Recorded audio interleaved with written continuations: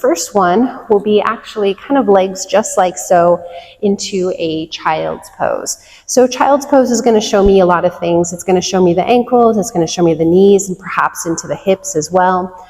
Knees can be slightly separated, big toes together, and just let your hips sink back to the heels as much as you can, and slowly release your spine forward and down.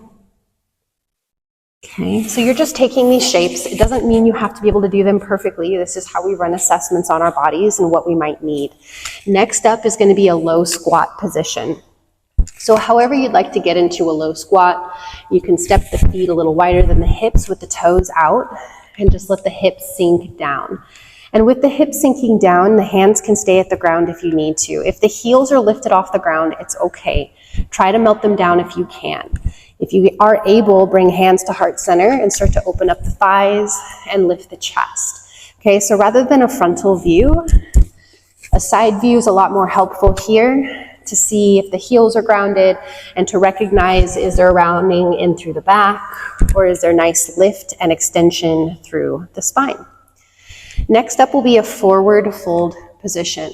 You can do this standing and just standing forward fold if you'd like, or you can do it from a seated position.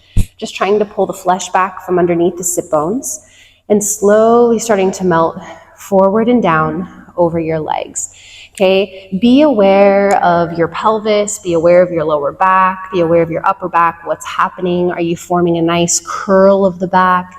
Is there a nice extension? How far are you folding? Okay, once again, this is not to judge ourselves, but to run the assessment of where we are. Once you're done with your forward folds, we'll go into a low lunge, optional quad stretch involved there. So low lunge position, one foot is going to step forward. I'll do left foot for the sake of this. The back knee is going to be down on the ground and the front knee is going to be running right over the ankle. Taking the hands down to the ground and feeling the front of the hips. So as the hip flexors start to open on that right side, imagine you're just letting your hips start to drop towards that front heel. So if they're up really high, imagine driving them forward towards that front heel.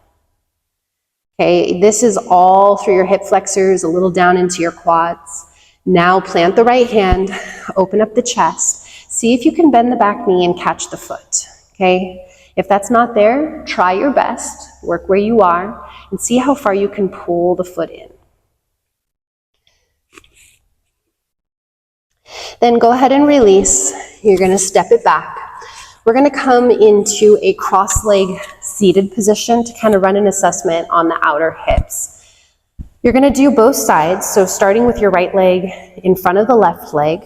See if you can open up the feet a little bit away from the hips. Long lifted spine, and then you're going to slowly just start to fold forward. So same thing, take a side view on this so we can see the full extent of what the spine is doing, how the hips look, all of that good stuff. You'll do right leg in front first, followed by left leg in front, same thing, folding over.